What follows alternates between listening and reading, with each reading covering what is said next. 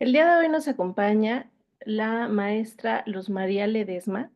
Ella es maestra en desarrollo educativo por la Universidad Pedagógica Nacional y es también licenciada en comunicación por la Universidad Autónoma de la Ciudad de México. Tiene algunas publicaciones, entre ellas está en un capítulo de un libro que se llama Aprendí desde la emoción, publicado por la Universidad Pedagógica Nacional, y otro capítulo de otro libro que se llama Feminicidios en México, un panorama general, a partir de publicaciones en medios digitales y de comunicación. Una de sus preocupaciones es estar en pro de la educación y fomentar y aplicar un trabajo colaborativo con las autoridades, docentes y estudiantes en busca de una educación de calidad. Y el día de hoy nos está acompañando para presentarnos una ponencia, una charla que se llama Vandalismo o Iconoclasia, la cuarta ola feminista. Te doy la palabra, Luz. Muchísimas gracias por tu tiempo y por tu colaboración. Hola, buenas tardes. Muchas gracias por la invitación principalmente y por abrir este tipo de espacios para poder hablar de estos temas que son tan importantes. Em, Justo como ya lo mencionaron, este tema es sobre vandalismo e iconoclasia y nos vamos a enfocar a la cuarta ola feminista, pero para poder entender o poder diferenciar entre estos dos conceptos, el vandalismo o iconoclasia, tenemos que ver primero las razones por las que las mujeres estamos luchando todavía hoy en día, ¿no? Eh, a partir de las marchas que se han dado, sobre todo en los últimos años, a partir de estos actos de grupos feministas en donde se han realizado pintas, ruptura de vidrios, ventanas y otras tantas acciones que se han tomado, hay personas desde la sociedad civil y desde varias instituciones que señalan estos actos como vandálicos, ¿no? Y a partir de mencionar este tipo de actos de esta forma como vandalismo, le está restando la importancia o le está quitando el foco al problema real, que es la violencia de género. Sin embargo, bueno, dentro de estos discursos también se dice que así no se hacen las cosas, ¿no? Que las manifestaciones tendrían que ser pacíficas. Se habla de que las feministas de antes no hacían este tipo de cosas, que así no se hacen las cosas. Sin embargo, es aquí donde me voy a permitir hacer un recorrido histórico de lo que es el feminismo y precisamente cómo estos actos, todos estos hechos de las feministas han llegado a tomar, a ganar terreno y han abierto las puertas para la lucha de las mujeres que lamentablemente a pasar del tiempo que llevamos en lucha no se ha logrado las metas o los objetivos que se esperan, ¿no? En este sentido es importante entonces hablar del feminismo. ¿Cómo inicia el feminismo? El feminismo inicia más o menos cuando concluye la Revolución Francesa. Cuando concluye la Revolución Francesa se publica un texto que se llama Los Derechos del Hombre. Y en estos derechos del hombre, pues se habla así, ¿no? De los derechos fundamentales del hombre, los derechos civiles que tiene, etcétera. Pero precisamente es aquí donde inicia la molestia o la incomodidad de las mujeres, pues a pesar de que en la revolución, en la lucha armada, hubo la participación de muchas mujeres, en este discurso, en esta obra, se refería solamente a los hombres y es aquí donde el patriarcado agarra todavía más fuerza de la que se tiene hoy. A partir de estos elementos, las mujeres comienzan a protestar diciendo, oye, pues yo también participé en la revolución, yo también estuve en la lucha, ¿dónde quedan mis derechos? ¿Dónde quedan esta ganancia que tú tienes? ¿Por qué no las compartes con nosotras, no? Y es aquí donde se puede rastrear el inicio del feminismo. El feminismo entonces inicia con las mujeres exigiendo estos derechos eh, que los hombres adquieren y que las mujeres no. En este sentido, tenemos varias autoras, varias mujeres que inician el movimiento y tenemos justamente publicaciones como los derechos, la Declaración de los Derechos de la Mujer, ¿no? Esto es en es 1791, posterior a la Revolución Francesa, y es aquí donde se empiezan a exigir estos derechos de igualdad. Y ojo aquí, cuando hablamos de igualdad, no es igualdad en términos generales, como se ha hecho saber, sino en igualdad de derechos y atribuciones, ¿no? No solamente de derechos, incluso también de responsabilidades. Aquí, estas primeras publicaciones inspiran a las mujeres y es aquí donde inician las protestas y las pequeñas manifestaciones.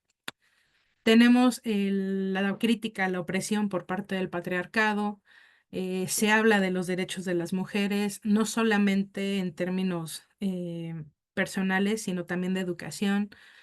Hablamos del derecho a las propiedades privadas, tenemos la lucha por el derecho a poder hacer uso de los recursos familiares, ¿no? Es decir, en esos entonces, si una mujer quería abrir una cuenta de banco, necesitaba el permiso del esposo o del papá. Si una mujer enviudaba, no podía hacer uso de las propiedades del esposo porque necesitaba un hombre que administrara todo esto. Una mujer no podía recibir una herencia directa de su padre si no estaba casada y esta herencia tenía que ser administrada por hombres para poder usarlas, ¿no? Y es aquí precisamente donde empieza la lucha por el sufragismo. El sufragismo no solamente es el acceso al voto de la mujer, sino justamente el voto es ese medio que vamos a buscar, que van a buscar las mujeres para poder entonces ser dueñas de estos elementos que yo había mencionado, ¿no? Para ser libres de tener cuentas bancarias. Las mujeres se dan cuenta que con el voto pueden acceder entonces al cambio de leyes, a la legislación, y entonces es ahí donde empieza esta lucha por el voto de las mujeres. Las sufragistas, así las llamaban, pero este término no era desde el reconocimiento, sino desde la burla. En ese entonces, decirle sufragista a una mujer se veía desde una forma déspota, como si fuera algo malo, ¿no? En estas primeras movilizaciones, a principios de los años 1900, las mujeres empiezan a reunirse, empiezan a hacer mítines, y una manera de restarle valor a estos movimientos, a estas pequeñas movilizaciones, era mencionar que las mujeres iban desalineadas, que eran personas sin qué hacer. Y es ahí donde ellas, como estrategia, empiezan a decir, ok, nos vamos a manifestar, pero cada que salgamos a las calles nos vamos a vestir con las mejores galas, ¿no? Y esta era una forma de empezar a jugar, a pelear con el discurso, con la forma en la que las veían y cómo ellas, dándole la vuelta a este discurso, buscaban los derechos por los que estaban peleando y en este caso justamente el sufragismo, ¿no? Primero empezaron con reuniones pequeñas, mítines pequeños, daban cursos entre ellas mismas para poder tener pues información, el por qué era importante este cambio, el por qué era importante que ellas tuvieran acceso al voto. Y es ahí cuando el sufragismo empieza a tomar más fuerza, no solo en Inglaterra, sino se esparce a otros países. Entre estos actos era la interrupción de reuniones políticas. Generalmente en estas reuniones solamente había hombres y ellas llegaban con pancartas en donde justo exigían el derecho al voto. Y esto era algo escandaloso, ¿no? Como una mujer que estaba destinada a cuidar la casa y a los hijos iba a tener idea o pensamientos políticos, ¿no? Se consideraba a las mujeres en ese entonces como menos capaces física e intelectualmente, ¿no? Como una mujer iba a tomar decisiones con respecto al Estado, era algo impensable. Muestra de ello es que en 1905 dos feministas interrumpen el discurso de Winston Churchill, quien fuera el primer ministro en Inglaterra, y esto fue un escándalo. Estos escándalos no eran pasados por altos. Algunas maneras en que los hombres, sobre todo los hombres de poder, intentaron frenar el movimiento de las sufragistas fue encarcelarlas, ¿no? Las mandaban a las cárceles y en las cárceles había opciones, por así decirlo, ¿no? Entre ellas pagaban las multas y quedaban libres. Ellas, los esposos que estaban de acuerdo, que sí apoyaban porque también lo sabía, pagaban la multa y quedaban libres, pero también se dieron cuenta que no pagar la multa era una manera de seguir luchando, ¿no? Por sus derechos. Y entonces muchas empezaron a negar el pago de la multa, iban a prisión y en prisión seguían luchando por los derechos, ¿no? Por el derecho al sufragio en este caso. Uno de los ejemplos más claros de las sufragistas, un personaje que hoy trasciende la historia, entre muchas otras, es Emily Davison. Emily Davison nace en Inglaterra, estudia en Oxford Y a pesar de tener las mejores calificaciones de la generación e incluso entre los hombres con los que estudió, no se le permitió obtener un título porque estaba prohibido que las mujeres podían estudiar, pero obviamente no pueden ejercer. ¿Y un título para qué? Pues no le sirve para nada. Entonces, pues fue negado este acceso a este derecho en ese entonces. Y a partir de ello empezó a conocer a otro grupo de mujeres feministas y en 1906 se afilió con las sufragistas. Y es aquí donde esta lucha empieza a tomar todo un poco más de relevancia.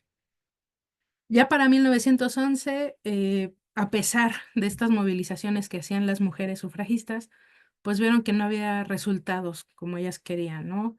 Eran ignoradas, las cosas no cambiaban, al contrario, solamente empezaron a ser perseguidas por la policía principalmente.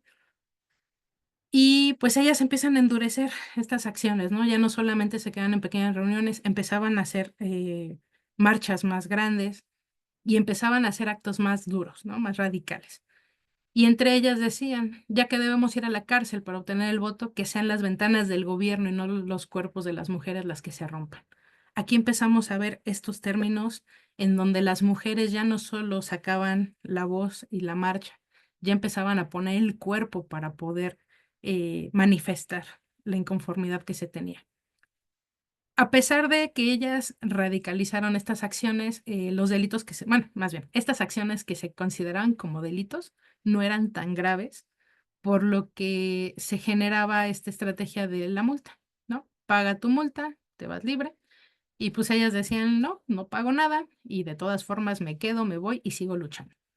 Sin embargo, una de las estrategias del gobierno para que estas mujeres, bueno, antes de esto, perdón, otra de las estrategias que generaron las mujeres ya dentro de prisión fue la huelga de hambre.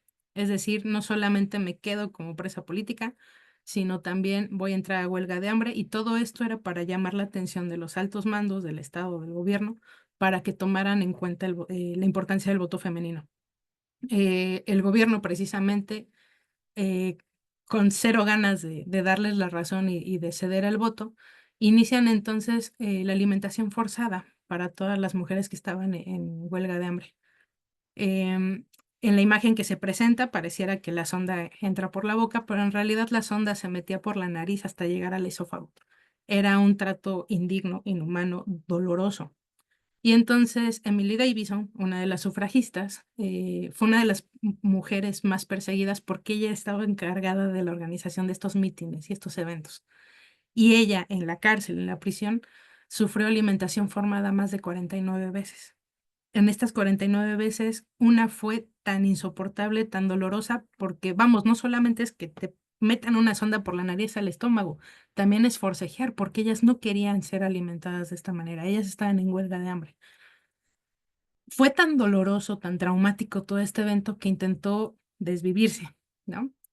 No sé si en estos espacios sea políticamente correcto usar la palabra adecuada, pero intentó quitarse la vida y para ello se arrojó de unas escaleras de hierro. No lo logró. Sin embargo, cuando se estuvo recuperada, ella lo dijo, lo hice deliberadamente y con todo el poder, porque sentí que con nada más que con el sacrificio de la vida humana, la nación se daría cuenta de la horrible tortura a la que se encuentran las mujeres. Y es acá otra vez donde el cuerpo cobra relevancia. No es la manifestación pacífica, es el uso del cuerpo, del poder, de la decisión del ser para luchar por algo que nos interesa. Estas estrategias radicales empiezan a ser todavía más visibles, trascienden fronteras, no se queda un movimiento en Inglaterra solamente, en España empieza a haber movilizaciones, en Francia empieza a haber movilizaciones y todas iban sobre la misma línea y de alguna manera todas empezaban a tener las mismas repercusiones, ¿no? El Estado no las quería, el Estado las negaba y las obligaba o trataba de mantenerlas cuadradas, ¿no? Es hasta 1913 en donde en el derby de Epsom, la misma Emily toma la decisión radical de una vez más utilizar su cuerpo. Mientras estaba este derby, estas competencias de caballos, de carreras, se da cuenta que entre estos participantes estaba el caballo del rey Jorge V, que estaba en ese entonces en el poder. Y una manera para exhibir, para exponer los problemas de las mujeres y la necesidad del voto fue tratar de agarrar el caballo del rey mientras competía. Sin embargo, vamos a decir que fue un pequeño error de cálculo. Al tratar de agarrar al caballo, Emily es arrollada por él mismo y quedó inconsciente en la pista de carreras. Murió 4 días después en Londres, en el hospital, perdón, y su cuerpo fue trasladado de Epsom a Londres. Mientras su cuerpo fuera trasladado, miles de mujeres se congregaron alrededor de ella, de la carroza fúnebre, y la acompañaron hasta su destino final. Se dice que en su ataúd estaba inscrito: sigue luchando, Dios dará la victoria. Aquí una vez más vemos que no son actos radicales, es una manera de exigir justicia. ¿Por qué se llevan a lo radical o por qué se piensa que se llega acá? Pues por la omisión de las autoridades, ¿no? Es una lucha constante entre, mira, te estoy exigiendo, te estoy haciendo, estoy intentando que me veas y que veas los problemas que hay. Y si tú no me haces caso, yo voy a gritar más fuerte. En este sentido, ahí podríamos decir que concluye la primera ola feminista. Eventualmente, a partir de la muerte de Emily, en algunos países se empieza a obtener legalmente el derecho al voto, se empieza a visibilizar la necesidad de la mujer en la actuación política. Y aunque eventualmente el derecho al voto se da en los países, el primer país en acceder al voto para las mujeres es Nueva Zelanda. México genera este derecho hasta 1955, bastantes años después, pero se mantienen en lucha, ¿no? Para 1949, en Francia, Simone de Beauvoir eh, trabaja o presenta más bien su obra El otro sexo, el segundo sexo, perdón. Aquí empezamos a hablar ya de los roles de género. Simone de Beauvoir presenta que, ok, ya tenemos el derecho al voto, ya está como ganado o se está trabajando en él, pero ya está visible la necesidad de él.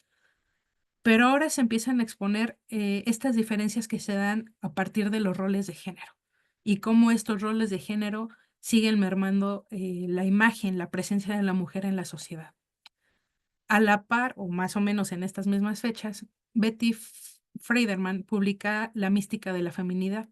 Y aquí también empieza a hacer denuncias de cómo el papel, cómo la mujer queda arraigada a una situación del hogar, ¿no? Como la encargada de cuidar a la familia, cuidar a los hijos, cuidar al marido, etcétera, etcétera. Y aquí empieza a cuestionar el rol de la mujer en la sociedad, pero aquí empieza a plasmar elementos emocionales, ¿no? ¿Qué sienten las mujeres ante este tipo de roles de género? ¿Cómo se sienten ellas al estar solamente en casa cuidando a los hijos y al marido cuando tienen otras posibilidades o tienen otras necesidades personales de crecer? Y cómo la sociedad evita que eso ocurra, ¿no? A partir precisamente de estas publicaciones, nuevamente se empieza a encender los ánimos entre la población de las mujeres en muchas partes del mundo. Y tenemos, por ejemplo, en 1968, feministas radicales, nos decían, se presentan en el concurso de Miss América en Estados Unidos y agarran tambos de bote y les llaman los botes de la libertad, ¿no? Los cubos de la libertad. Y en estos botes se empiezan a arrojar sostenes, maquillaje, todo lo que tuviera relación con la parte de embellecer la estética de la mujer para hacerla objeto. Los medios de comunicación, ¿por qué no? Le echaron un poquito de la cosecha y empezaron a decir que ahí mismo las mujeres quemaban los sujetadores, los brasieres. Y bueno, pues ahí empezó el término bra burners, quemadoras de sujetadores, ¿no? Es una imagen todavía icónica que se tiene en la mente, pero en realidad es algo que no pasó. Simplemente era una protesta de cómo fueron tomadas las mujeres como objetos eh, de belleza, de estándares de belleza, y no como un sujeto de derecho como se ha peleado desde entonces. Para 1970, en Francia, las mujeres empiezan a tomar también otras medidas. En Francia se vandaliza la tumba del soldado desconocido. que está en el Arco del Triunfo, y se coloca una frase que para mí fue bastante dura. Y dice, hay alguien más desconocido que este soldado, su esposa. Y otra vez se manifiesta cómo la mujer se sigue relegando, ¿no? Hablamos de que ya pasamos la Primera y la Segunda Guerra Mundial. Sí, hubo muchos hombres que participaron en ellas, pero también las mujeres participaron. También las mujeres tuvieron un rol principal en estas luchas, sobre todo en la Segunda Guerra Mundial, cuando los hombres estaban en la guerra al frente, las mujeres fueron las que generaron esta fuerza de trabajo en las empresas, en las fábricas, y que pudieron sacar a sus países adelante bajo las condiciones en las que se establecía. Termina la lucha, regresan los hombres y entonces las mujeres las intentan regresar a casa. Pero esto ya no va a pasar. Las mujeres se manifiestan y aquí están los resultados, ¿no? Por un lado, las utilizan como mano de obra, pero por otro lado las desconocen como sujetos de derecho y se les desconoce la fuerza como capital de trabajo que podían tener en este entonces. Más adelante tenemos, ya para 1991, otro movimiento, y es el caso de Anita Hill, en donde se empiezan a exponer los casos de acoso sexual. Y aquí Anita Hill emprende una lucha en contra de Clarence Thomas, que es un juez. Ojo, no solo un hombre que la acosó, es un juez, alguien con poder, alguien que está en la política, que tiene la toma de decisiones y que a partir de ese poder que tiene, el abuso que genera, daña a otras personas, ¿no? Y me gustaría decir que se queda en estas fechas, pero la verdad es que es un tema que sigue dándose, que se sigue presentando no solamente en el ámbito judicial, sino en la vida diaria de muchas mujeres. Este hecho empieza entonces a detonar el problema del acoso a la mujer, de la violencia a la mujer. Si bien ya tenemos reconocidos derechos, si bien ya aquí hay un avance entre los derechos que se han tomado, también hay elementos que siguen siendo invisibles o que no se han tomado en cuenta y que siguen agravando la situación de las mujeres en las diferentes sociedades. Para 1992, en España, un grupo de mujeres, denominadas Mujeres de Rojo, empiezan a hacer intervenciones artísticas en sitios públicos, ¿no? Empiezan estas manifestaciones artísticas, no solo era la presencia en la marcha, sino también el romper con íconos, con símbolos del patriarcado o de otras instituciones que están muy arraigadas o muy apegadas al patriarcado, como es el caso de la Iglesia Católica. Estas instituciones durante toda la historia han sido parte del sometimiento de las mujeres porque así lo dice Dios, porque así lo dicen las escrituras o por otros elementos o discursos de los que se han hecho estas instituciones para seguir manteniendo a la mujer abajo y dentro de roles específicos de género. Ujú. Entre estos actos de estas mujeres de rojo están obviamente las pintas y la destrucción de símbolos asociados a la opresión de la mujer. En este sentido, y con el avance del tiempo y la tecnología, entramos a la era moderna y tenemos ahora el Internet. Empieza la expansión del feminismo en el Internet y es aquí a partir donde el Internet, con el Internet, perdón, las feministas comienzan a usar blogs, foros, redes sociales para empezar a compartir las ideas. Cuando antes se transmitían con mayor detenimiento por medios de comunicación como el periódico, la radio, en su momento la televisión, con el Internet todo fluye más rápido. Tenemos acceso más rápido a muchas instancias, a muchas organizaciones, a muchas ideas. Y esto ha sido una herramienta importante para la lucha del feminismo hoy en día.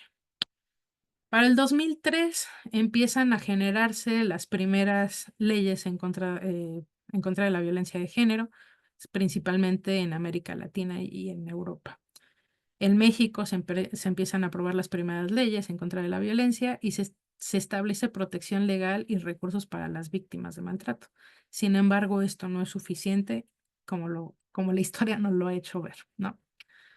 En Estados Unidos, para el 2006, se crea el grupo Stop Patriarchy, esto alto al patriarcado, y estas agrupaciones de mujeres empiezan o retoman esta idea de la destrucción de la propiedad Pero no solamente es destruir por destruir, tienen un mensaje, hay una exigencia de fondo y esto va a ser importante para que podamos entender por dónde va esta diferencia de iconoclasia y vandalismo. Se destruyen símbolos, símbolos que representan la opresión a la mujer o que representan la fuerza del patriarcado. Y estos actos justamente son uno de los elementos que juegan a favor y en contra al mismo tiempo. Es un acto que se lleva a cabo por grupos de mujeres, pero que en el discurso de los medios de comunicación y de las instituciones de poder se toman y se califican como vandalismo. Ujú. Para el 2013 tenemos otra agrupación que se llama Femen y esta agrupación es internacional. Por un lado, en París, en Notre Dame, las mujeres celebran la renuncia de Benedicto II y por otro lado, en Kiev, en Ucrania, se presentaba la destrucción de la tumba de un soldado soviético. Sin embargo, estas manifestaciones no fueron como las anteriores. Acá ya estos grupos de mujeres se presentan en toples, ¿no? Desnudas del torso hacia arriba. Y es una manera en la que ellas demuestran una vez más el uso del cuerpo para la manifestación. El cuerpo como propiedad de la mujer, por la mujer, en donde ellas dicen es mi cuerpo, es mi vida, y al mismo tiempo dan el mensaje de que las instituciones patriarcales, los símbolos patriarcales, ya no tienen poder sobre ellas. Es importante mencionar que en estas manifestaciones se pretende visibilizar la situación que viven las mujeres todos los días.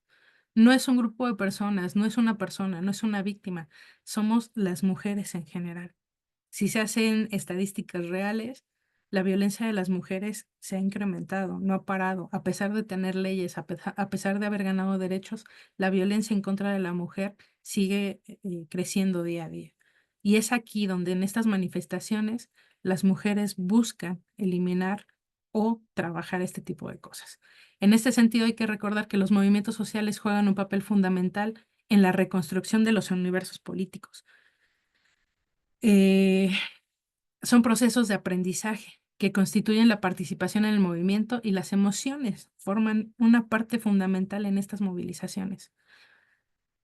Las emociones son las que nos llevan a actuar, ¿no? Las emociones son cuando las que nos dicen cuando algo no está bien y tiene que modificarse. En este sentido, eh, al ser eh, formadas en sociedad, hay normas, ¿no? No puedes hacer esto porque es malo, no puedes enojarte en público porque te van a ver feo. Sin embargo, a partir de estas movilizaciones, las emociones pueden ser expresadas. Y esto también es una forma de liberar el control que se tiene sobre las personas, en este caso sobre las mujeres. Para el 2017 inicia el movimiento Me Too, en donde se denuncia los casos de acoso y agresión sexual en el ámbito artístico. Sin embargo, esto va a trascender, no se queda solamente en el ámbito artístico. Gracias al Internet y a las redes sociales se genera el movimiento Me Too, en donde las mujeres empezaron a publicar a partir de este hashtag. Yo también lo sufrí, ¿no? A mí también me acosaron, a mí también me agredieron. Trasciende fronteras el movimiento y tenemos referencias de los famosos tendederos aquí en México. En las escuelas principalmente se empezaron a hacer tendederos en donde a partir de esta idea del Me Too se señalaban profesores, compañeros que habían sido agresores a muchas mujeres y también trasciende, no se queda en las escuelas y en el ámbito artístico, también llega a la situación laboral. Y es ahí donde este movimiento toma relevancia. Es hasta el 2019 en donde México entramos en una crisis que revienta la situación. Ya estaba el Me Too, estaban los tendederos, pero se suman tres eventos aquí que revientan la situación de la violencia de género. Perdón, son cuatro. El primero es el incremento exponente de los casos de feminicidio en México. Ya no solamente son las muertas en Juárez, que es donde empieza el fenómeno, sino ya tenemos feminicidios en la mayoría de estados de la República Mexicana. Tenemos también el caso de una chica que en Azcapotzalco en 2019 fue abusada sexualmente por policías preventivos. Tenemos el caso de la pequeña Fátima, una niña que es agredida y llevada a la muerte. Y tenemos el caso de una chica en donde no solamente fue víctima de feminicidio, sino además la manera en la que se trató el evento fue inhumano, pues elementos de la policía que estaban al resguardo del lugar de los hechos publicaron, hicieron públicas y se propagó las imágenes del cuerpo descuartizado de esta persona. Estos cuatro hechos llevan a las mujeres al punto de quiebra, porque no solamente se exhibe la falta de interés del Estado por el tremendo grado de violencia de género que se vive, sino también de cómo se ha convertido en un circo mediático el sufrimiento de las mujeres. Y es por ello que el 16 de agosto del 2019 se llevó a cabo el paro de labores bajo la consigna "No me cuidan, me violan", ¿no? Empieza aquí y justamente llegamos a esta cuarta ola feminista.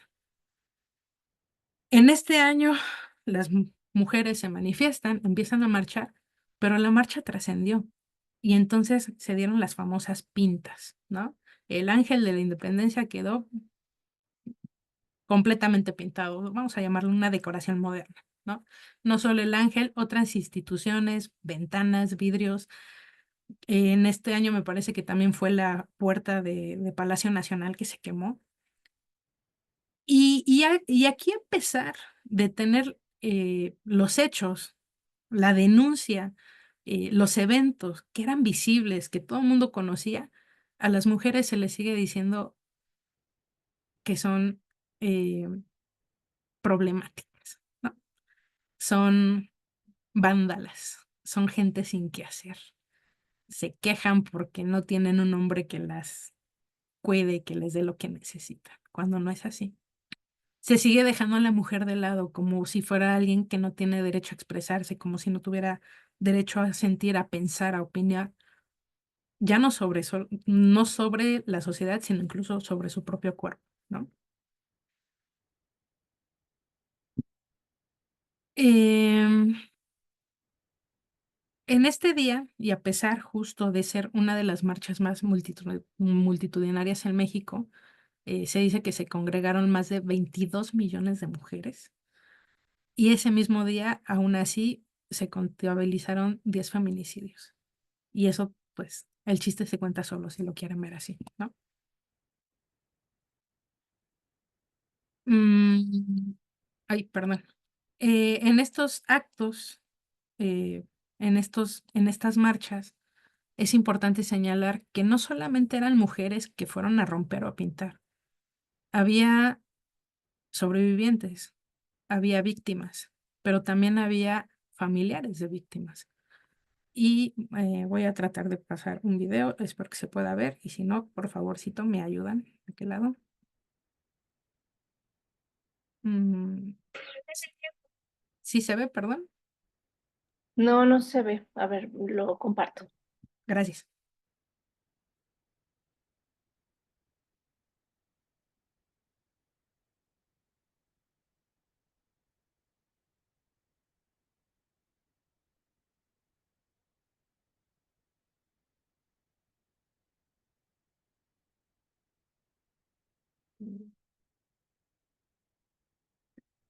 No se oye, ¿podríamos ponerle el audio, por favor?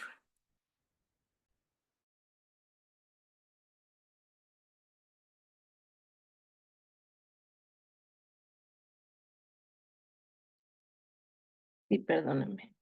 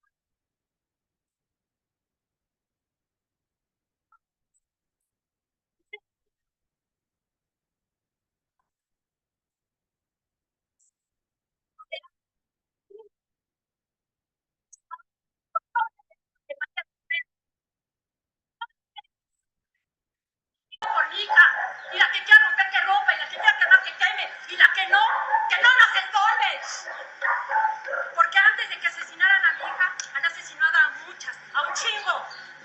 ¿Y cómo estábamos todas? Bien a gusto en nuestra casa, llorando y bordando. Ya no, señores, se acabó. Ya rompimos el silencio. Y no les vamos a permitir que hagan un maldito circo ya de nuestro dolor. Y si van a hablar, hablen de todas. Hablen de todas las que violan y acosan también los maestros y servidores públicos, a las que les avientan ácido. Hablen de las niñas que violan en sus cunas, sus propios padres. Y sus familias se quedan callados porque su religión católica no se los permite. Madre de María de Jesús Jaime Zamudio, que exijo justicia por mí, por mi familia y por mi hija. Y por todas las que nadie nombra, porque todos los días asesinan una y otra, y no he podido resolver el caso de mi hija, y ya me llegaron 10, 100, 1000 casos más. Existe él, hazlo tú mismo. Y existe él.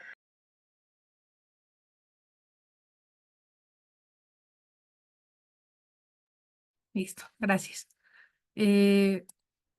No estoy segura de si se pudo ver, se pudo escuchar completamente el audio. Sin embargo, bueno, a quien vemos en pantalla es a Yesenia Zamudio. Yesenia Zamudio es mamá de una víctima de feminicidio y precisamente con este discurso es con el que ella eh, empieza o sigue más bien eh, la denuncia sobre estos actos, ¿no? Su discurso, en caso de que no lo hayan escuchado, lo pueden ver en YouTube, pero más o menos estas son sus palabras. Dejen de estar lucrando con nuestro dolor. Si me ves de negro y muy radical, y si quemo y rompo y hago un pinche despadre en esta ciudad, ¿cuál es tu pinche problema? A mí me mataron a mi hija. No soy una colectiva. No necesito un tambor ni necesito un pinche partido político que me represente. Yo me represento sola y sin micrófono. Yo soy una madre que me mataron a mi hija. Soy una madre empoderada y feminista. Si estoy que me carga la chingada, tengo todo el derecho a quemar y a romper. No le voy a pedir permiso a nadie, porque yo estoy rompiendo por mi hija. Y la que quiera romper, que rompa, y la que quiera quemar, que queme, y la que no nos estorbe. Estas palabras, además del resto del discurso, precisamente retoma esta necesidad. Por un lado, exponemos un problema de violencia que se agrava cada día. Por otro lado, se expone la omisión del Estado ante las pocas prácticas políticas y estrategias reales para seguir cuidando a la mujer en la sociedad. Pero también habla de cómo este tipo de elementos, este tipo de eventos de violencia se han tomado como una manera de llegar al poder, como una estrategia de decir, ah, sí, vamos a apoyar a las mujeres y cuando se tiene el poder se olvidan de nosotras. Y estos actos de protesta han visibilizado no solamente la situación de la violencia, sino el hartazgo emocional de las mujeres que experimentamos estas violencias todos los días. En este sentido, el discurso de Zamudio permite ver las razones que tienen muchas mujeres a la hora de marchar, a la hora de gritar, a la hora de hacer este tipo de actos y todos estos elementos que se llevan a cabo en las marchas. No es marchar por marchar, es una marcha que exige justicia, una marcha que trata de visibilizar el problema que hoy en día seguimos viviendo las mujeres. Y que si hacemos un recuento histórico como lo hemos hecho, no estamos buscando nada diferente.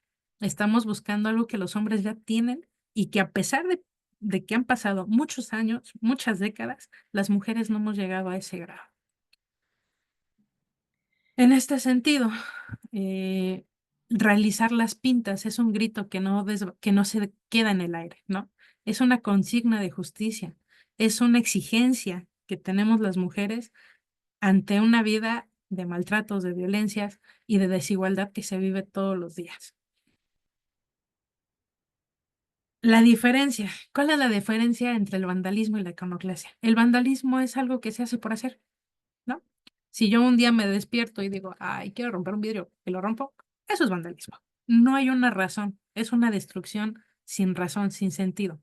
Y es una destrucción de la propiedad pública o privada. La iconoclasia tiene otra relación. La iconoclasia tiene una referencia con el destruir todo lo relacionado a doctrinas, a las idolatrías, ¿no? Destruir el ángel de la independencia no fue solamente poner una pinta, un rayón y ya, fue tratar de romper una ideología. ¿Qué representa el ángel de la independencia? Una lucha, sí, una lucha que histórica de México, sí, pero que buscaba la independencia de países extranjeros. Ok, sí, pero ¿para qué? En beneficio de una sociedad. ¿Y cuál fue la sociedad beneficiada? Los hombres. Las mujeres históricamente se han quedado relegadas. A pesar de que hubo muchas mujeres que estuvieron en la práctica y en donde su papel jugó elementos importantes en la independencia, en la revolución, no han sido reconocidas históricamente.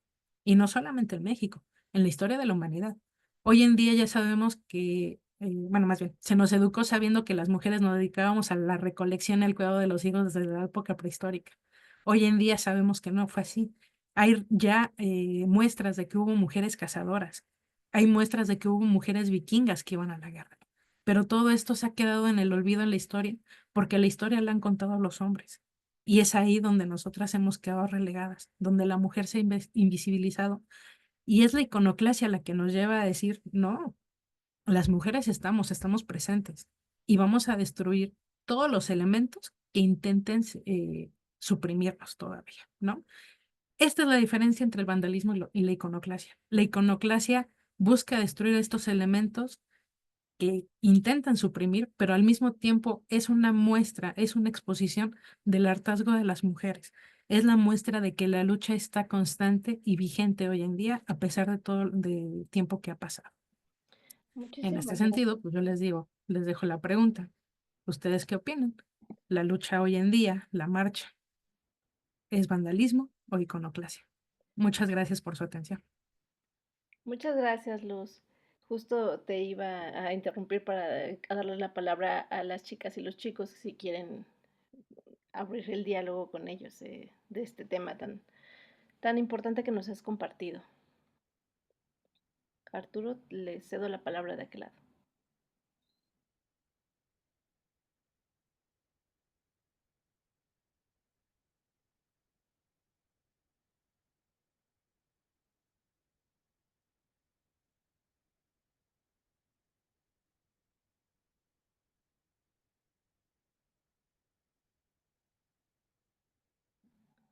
¿Alguien quiere comentar para que abran el micrófono? Yo, Elena. pues primero agradecer como por esta charla. Creo que es muy importante como tener todos este contexto histórico y para poder entender más a fondo cómo, es que me desconcentro un poco, por qué suceden estas cosas, ¿no? Y por qué las mujeres nos manifestamos de estas maneras. Yo pues he estado en algunas marchas en la Ciudad de México y ha sido muy poderoso, ¿no? Como que no solamente el contingente negro que se encarga de hacer la protesta gráfica, sino también como las mujeres, las artistas, las niñas, hay una congregación bien poderosa y pues no sé, me inspira mucho como que escuchar esto y me toca también fibras sensibles, ¿no? Como también cómo nos podemos manifestar cada día, ¿no? Y cuidarnos entre nosotras cada día. Y ya, no sé. Gracias. Muchas Gracias a gracias. ti. Y bueno, un punto importante aquí es la manifestación no solamente se da el 8M o el 25 de marzo, ¿no? La manifestación de las mujeres está todos los días. Hace algunos años alguien me dijo, no, es que para ser feminista tienes que hacer política.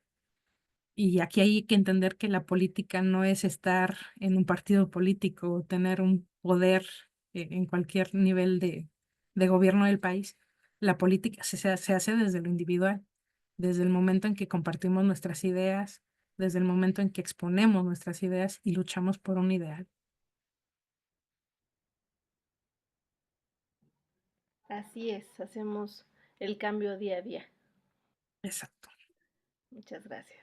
¿Alguien más que quiera dar su opinión o un comentario?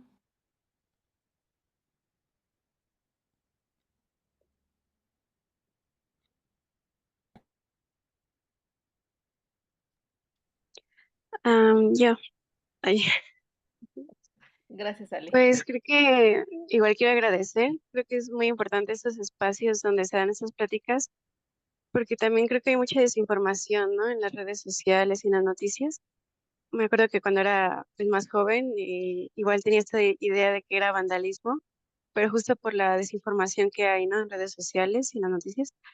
Pero ahora viendo como todo el contexto que hay detrás y pues también el dolor de las personas, ¿no? Que de qué otra forma pueden expresarlo más que quemando cuando una hija se te muere, ¿no? Eh, pues ahora entiendo como justo esa diferencia y nada, aprecio que nos den estas pláticas. Gracias. Me gustaría añadir también aquí algo, ¿no? Muchas, sobre todo en redes sociales, justo en estos días es que los hombres deberían de respetar porque tienen una mamá, porque tienen hijos, hermanas. No, señores. Los hombres tienen que respetar porque somos seres humanos igual que ellos. Somos sujetos de derechos igual que ellos, ¿no? El ser mujeres, el tener un sexo diferente no nos hace realmente diferentes ante la necesidad de derechos que se tiene, que deberíamos de tener con respecto a ellos, ¿no? Nos tienen que respetar no por el rango o relación familiar que tenemos, sino porque somos seres humanos y tenemos esos derechos. Así es, muchas gracias. Y sí, muchos temas, porque tampoco es llegar a decir, pues ya los hombres no merecen nada, ¿no? O sea, justo es llegar a esta equidad que comentas, a esta una igualdad de derechos, de que somos seres humanos y que no importa, pues, en qué género te encuentres, sino en los derechos y la posición que puedas tener. Exacto. Muchas gracias, Luz. ¿Alguien más, chicas, chicos?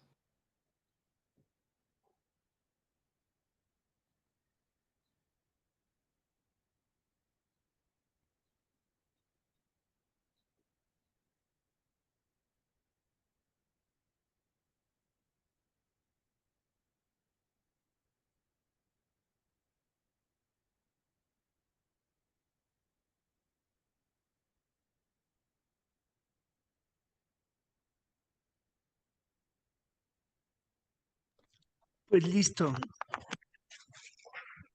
Gracias.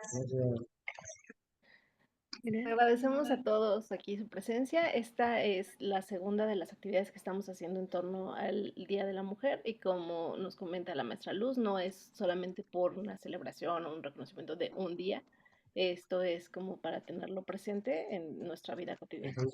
Muchas gracias a todos, muchas gracias maestra. Hasta luego. Que estén bien, muchas gracias por el espacio. Gracias, bye.